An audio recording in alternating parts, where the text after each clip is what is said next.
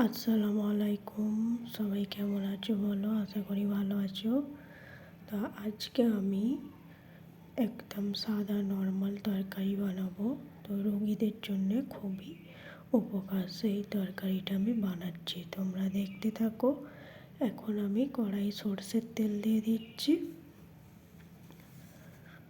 তো আজকে আমি 3 রকম সবজি বানাবো।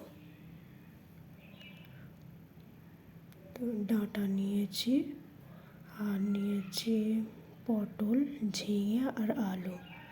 তো এখন তেলটা গরম হয়ে গেছে, 5 ফোড়ন দিয়ে দিচ্ছি। তারপর দিয়ে দেবো একটা কুচনো পেঁয়াজ।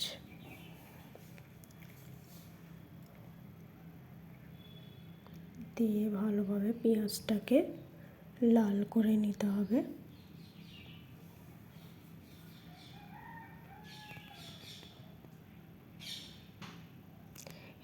এই সবজির তরকারিটা রোগীদের পক্ষে খুবই ভালো আর উপকার। সব সবজিগুলো দিয়ে এখন তেলে ভালো করে নেড়ে নেব।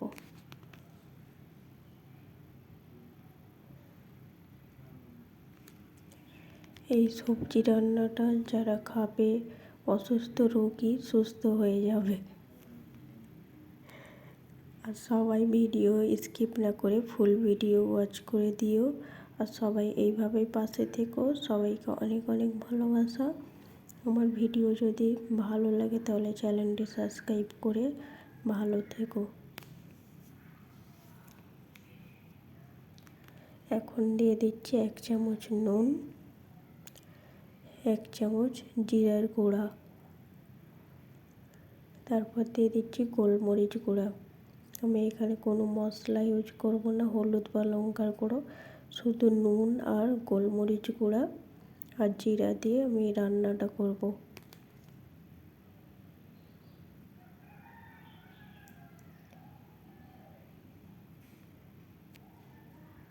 ভালোভাবে মশলার সঙ্গে কষিয়ে নিচ্ছি।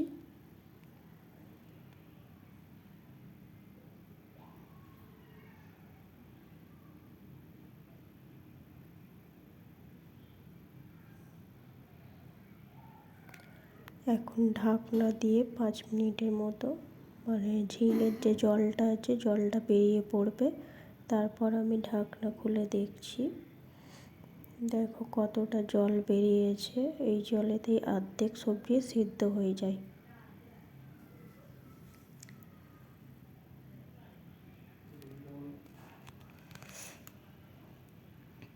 এখন ভালো করে নেড়ে চেড়ে তারপর আমি দিয়ে দেব জল।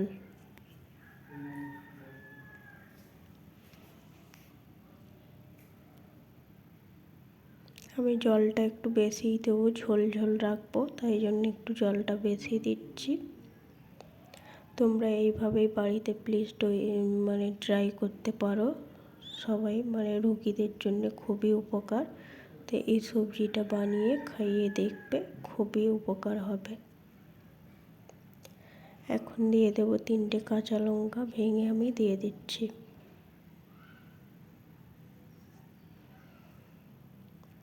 দিয়ে ঢাকনা দিয়ে 30 মিনিটের মতো ফুটিয়ে নিলে আমার রান্নাটা কমপ্লিট হয়ে যাবে।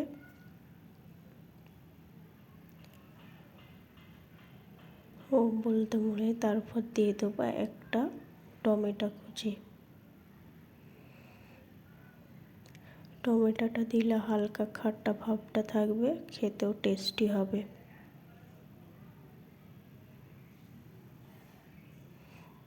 তারপর আমি 30 মিনিটের মধ্যে ঢাকনা দিয়ে আমার রান্না কমপ্লিট। তো তোমরা দেখতেই পাচ্ছ কতটা সুন্দর হয়েছে। তো এইভাবেই বাড়িতে প্লিজ ট্রাই করো। আর আমার রান্না যদি দেখতে ভালো লাগে তাহলে কমেন্ট বক্সে কমেন্ট করো। আর তোমরা রান্না দেখলে আমার ভিডিও করতে ভালো লাগবে। সবাই চ্যানেলটি সাবস্ক্রাইব করবে। সবাই ভালো থেকো, সুস্থ থেকো। টাটা, আল্লাহ হাফিজ।